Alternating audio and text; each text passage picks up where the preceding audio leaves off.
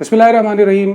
नाज़रीन इकराम, मैं हूं मोहम्मद इलियास अंसारी और आज हम जिस मौजू पर बात करेंगे वो पाकिस्तान के इब्तदाई अय्याम या यूं कह लीजिए कायदे आज़म के आखिरी अय्याम के हवाले से है। दुनिया में ये एक दस्तूर रहा है कि बड़ी शख्सियात, उनके बारे में हमेशा उनसे मोहब्बत करने वालों की कभी कोई कमी होती है, ना उनसे नफ़रत करने वालों की कोई कमी होती है। हर एक का अपना ज़ाविया निगाह होता है, लेकिन उस ज़ाविया निगाह को अगर मुस्बत रखा जाए तो नताइज भी मुस्बत बरामद होते हैं। जब हम पाकिस्तान की तारीख़ की तरफ नज़र दौड़ाते हैं तो हमें वाज़ेह तौर पर नज़र आता है कि एक वो तबका जो पाकिस्तान का क़याम पसंद नहीं करता था, उसने पाकिस्तान की तारीख़ को धुंधलाने में अपना किरदार अदा किया है। इसमें नज़रियाती एतबार से एक गिरोह जो क़याम पाकिस्तान से पहले मौजूद था, जो मगरबी नज़रियात से आरास्ता था, उसने पाकिस्तान की तारीख़ को धुंधलाने की भरपूर कोशिश की है। बहुत सारी दीगर चीज़ों के साथ साथ एक चीज़ जो बहुत शिद्दत के साथ हमारे माशरे में फैलाई गई कि कायद-ए-आज़म जब उनकी अलालत के अय्याम थे, तबीयत बहुत ख़राब थी, तो उनके लिए जब एम्बुलेंस तलब की गई तो वो एम्बुलेंस जो थी वो जानबूझकर ख़राब भेजी गई। यानी गोया तासुर ये दिया गया कि कायद आज़म के साथ लोग बुरा सलूक कर रहे थे। इसी के ऊपर एक बहुत मशहूर दुनिया का ज़राए इब्लाग का इदारा BBC, उसकी उर्दू की वेबसाइट को अगर आप देखें तो ये चूँकि जुलाई का महीना भी गुज़रा है और आज अगस्त की 4 तारीख़ है 2020 में, तो हाल ही में 14 जुलाई को 2020 में BBC की उर्दू वेबसाइट पर कायद-ए-आज़म के हवाले से, उनकी ज़िंदगी के आखिरी अय्याम के हवाले से किसी एक मुहक्किक की तहरीर उसमें शाया की गई है। और वो जो तहरीर शाया की गई है वो अब एक और तरह का नया सिलसिला आप कह लीजिए पाकिस्तानी कौम को बांटने का है। और अगरचे ये काम पहले से हो रहा था, उसमें शिद्दत पैदा करने के लिए BBC ने साथ दिया है, BBC ने प्लेटफॉर्म फराहम किया है और उसके ऊपर जो है वो तहरीर शाया हुई है किसी मुहक्किक साहब की, कोई मौर्रिख हैं उनकी। और दिलचस्प बात यह है कि इन्हीं नज़रियात के हामिल लोगों को BBC का प्लेटफॉर्म और मगरबी इदारों का प्लेटफॉर्म मैसर होता है जो इस तरह की मुतनाज़ा चीज़ें पैदा करने के माहिर हैं। इस चीज़ का जवाब तारीख़ पाकिस्तान की के हवाले से एक मुस्तनद जो अथॉरिटी हमारे पाकिस्तान में है, डॉक्टर सफदर महमूद साहब, उन्होंने इसका जवाब दिया है जो हाल ही में 28 जुलाई को 2020 में रोज़नामा जंग के अंदर पब्लिश हुआ है। मैं आपके सामने उनका वो आर्टिकल जो है एज इट इज़ उन्हीं के वर्ड्स में, उन्हीं के अल्फाज में पढ़ के आपके सामने पेश करना चाहता हूँ, जिससे आपको ये मालूम होगा कि तारीख़ को मसख़ करने की कोशिशें किस तरीके से की जाती हैं। तो नाज़रीन इकराम, आइए अब हम डॉक्टर सफदर महमूद साहब के उस मज़मून को जो है उस पर नज़र दौड़ाते हैं। उसके ऊपर जो है लस बलस में आपको पढ़ के सुनाता हूँ।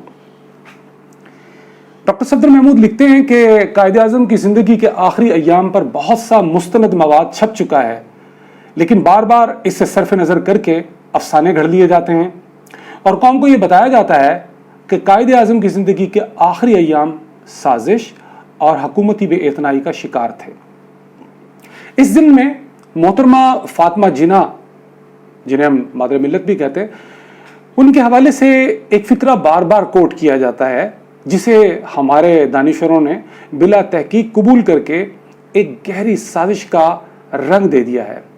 कहा जाता है कि जब मोहतरमा फातिमा जिन्ना ने ज़ियारत में, जो कि बलूचिस्तान का एक शहर है, कायद-ए-आज़म को वज़ीर-ए-आज़म लियाक़त अली ख़ान की आमद की इत्तला दी तो कायद-ए-आज़म ने जवाबन कहा कि वो ये देखने आ रहे हैं कि मैं कितने दिन मज़ीद ज़िंदा रहूँगा। यानी ये जुमला उनके साथ मंसूब किया जाता है। तो पहली बात तो नोट कर लें कि माई ब्रदर नामी किताब मादर मिल्लत ने खुद नहीं लिखी थी। ये मसविदा जी अलाना ने लिखा था, जिन्होंने मादर मिल्लत से मुलाकातें करके नोट्स लिए और फिर उनकी मदद से ये मसविदा तैयार करके मादर मिल्लत को दिया।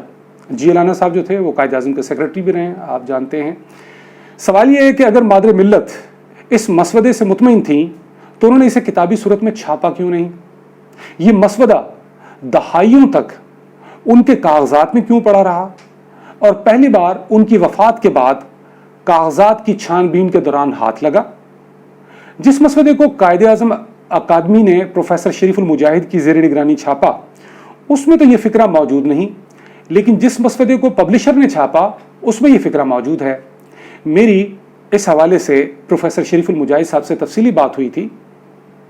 ان کا کہنا تھا کہ میری تحقیق کے مطابق یہ بات سچ نہیں اور نہ ہی ایسی کسی بات کا سراغ عینی شاہدین کی تحریروں سے ملتا ہے۔ دوم، وزیر اعظم کے پروگرام کی اطلاع قائد اعظم کو اے ڈی سی نے دی تھی، نہ کہ مادر ملت نے۔ خیال یہ تھا کہ یہ کارنامہ جی الانا صاحب کا ہے، جو باوجود لیاقت علی خان سے ناراض تھے۔ جہاں تک میری طالب علمانہ رائے کا تعلق ہے، مجھے یہ بات صحیح نہیں لگتی، کیونکہ اول تو اس طرح کی غیر معیاری سازشی بات قائد اعظم کے مزاج کے منافی ہے۔ دوم، سارے دستیاب اور معتبر شواہد سے پتہ چلتا ہے کہ قائد اعظم اور وزیر اعظم لیاقت علی خان کے تعلقات دوستانہ تھے۔ سوم، قائد اعظم لیاقت علی خان کے راستے کا کانٹا تھے، نہ ان کے لیے کوئی خطرہ تھے کہ ان کی موت کا انتظار کرتے۔ سوشل میڈیا جھوٹ کی دکان ہے، لیکن مجھے بی بی سی کی سٹوری 14 جولائی 11 ستمبر محمد علی جناح کے آخری ایام نے اس وضاحت پہ مجبور کیا، کیونکہ بی بی سی کا اپنا مقام ہے، لیکن افسوس کہ بی بی سی کی یہ کہانی دلچسپ غلطیوں اور غیر مصدقہ مواد سے بھری ہوئی ہے۔ اس سے پڑھتے ہوئے میں ٹھٹک گیا، کیونکہ درمیان میں ایک تصویر سجائی گئی ہے جس کے نیچے لکھا ہے 15 اگست 1947 کو قائد اعظم دستور ساز اسمبلی سے خطاب کر رہے ہیں، حالانکہ 15 اگست کو دستور ساز اسمبلی کا اجلاس ہی نہیں ہوا تھا۔ اس کہانی کو پڑھتے ہوئے بار بار احساس ہوتا ہے کہ مصنف نے تحقیق کی بجائے سنی سنائی باتوں پر تکیہ کیا ہے۔ مثلا مصنف لکھتا ہے 14 جولائی 1948 کو کوئٹہ سے زیارت جانے کا مشورہ کس نے دیا؟ مادر ملت کے علاوہ قائد اعظم کے معالجین نے لکھا ہے کہ یہ فیصلہ قائد اعظم کا اپنا تھا، جس میں ہماری مشاورت شامل تھی۔ سب سے بڑا جھوٹ یہ ہے کہ جولائی کے آخر میں وزیر اعظم لیاقت علی اور سیکرٹری جنرل چودھری محمد علی بغیر اطلاع پہنچ گئے۔ اے کاش اس کہانی کے مصنف زحمت فرما کر قائد اعظم کے اے ڈی سی کیپٹن بعد ازاں بریگیڈیئر نور حسین کے مضامین، انٹرویوز اور میرے چند ایک کالم پڑھ لیتے، جن میں کیپٹن صاحب نے بتایا تھا کہ وزیر اعظم اور سیکرٹری جنرل کی آمد کی خواہش بذریعہ ملٹری سیکرٹری براہ راست انہیں ملی تھی، کیونکہ وہی اے ڈی سی آن ڈیوٹی تھے۔ پھر میں نے ہی وزیر اعظم کی خواہش کی اطلاع قائد اعظم کو دی اور ان کی منظوری کے بعد ملٹری سیکرٹری کو کراچی میں اطلاع دی۔ جس دن انہیں آنا تھا اس روز قائد اعظم نے مجھ سے ان کے بارے میں 1-2 بار پوچھا، جیسے وہ ان کے منتظر ہوں۔ اس روز خلاف معمول کھانے کا مینیو بھی قائد اعظم نے خود منظور کیا۔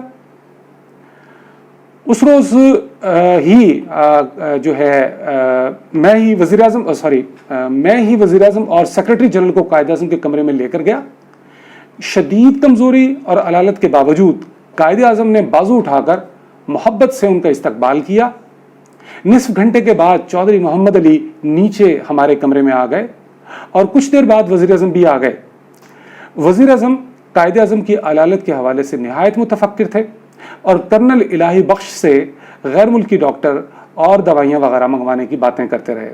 ناظرین، آپ کو پتہ ہی ہوگا کہ کرنل الہی بخش جو ہیں وہ قائد اعظم کے آخری ایام میں ان کے معالجین میں تھے۔ وزیر اعظم قائد اعظم کی علالت کے حوالے سے نہایت متفکر تھے اور کرنل الہی بخش سے غیر ملکی ڈاکٹر اور دوائیاں وغیرہ منگوانے کی باتیں کرتے رہے۔ محترمہ فاطمہ جناح بھی تشریف لائیں اور ہم نے کھانا مل کر کھایا۔ کرنل الہی بخش نے بھی لکھا ہے کہ وزیر اعظم بہت فکر مند تھے اور بار بار کہتے رہے کہ ہمیں ان کی زندگی حد درجہ عزیز ہے، علاج میں کوئی کسر باقی نہیں رہنی چاہیے۔ یہ ایک ذمہ دار اے ڈی سی کا بیان ہے جو ہر قسم کے شک و شبے سے بالاتر ہے۔ بی بی سی کی کہانی میں بہت سی فروئی، بے بنیاد اور سنسنی خیز باتیں شامل ہیں۔ بمبئی کے ہندو ڈاکٹر پٹیل کے حوالے سے فریڈم ایٹ مڈ نائٹ نے جس کہانی کو اچھالا تھا وہ بھی تحقیق سے غلط ثابت ہو چکی ہے۔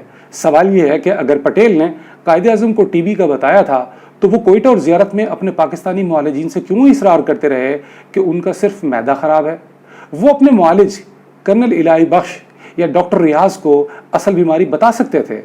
ڈاکٹر پٹیل کے ایکس رے اور بیماری کے راز کی ساری کہانیاں محض رنگین افسانے ہیں کیونکہ قائد اعظم کو اپنی اصل بیماری کا علم ہی نہیں تھا. اسی طرح یہ بھی جھوٹ ہے کہ وزیر اعظم لیاقت علی خان 11 ستمبر کو قائد اعظم کے استقبال کے لیے ایئرپورٹ نہیں آئے. اس کے باوجود کہ قائد اعظم کی آمد کو پرائیویٹ رکھا گیا تھا، لیاقت علی خان ہوائی اڈے پر آئے اور جب ایمبولنس خراب ہوئی تو دوسری ایمبولنس آنے تک وہ وہیں موجود رہے. ایمبولنس کی خرابی نے لکھاریوں کو سنسنی پھیلانے کے لیے خاصا مواد مہیا کیا ہے. حالانکہ یہ غلطی انگریز ملٹری سیکرٹری کرنل نوئلز کی تھی، جس نے ڈاکٹر رحمان کے مشورے سے کراچی میں دستیاب ایمبولنس منگوا کر بہترین کا انتخاب کیا تھا اور دوسری ایمبولنس ساتھ نہیں بھجوائی تھی. گزارش ہے کہ اب 72 برس بعد قائد اعظم کی قدرتی وفات کو سنسنی خیز افسانوں کا موضوع بنانا چھوڑ دیجیے.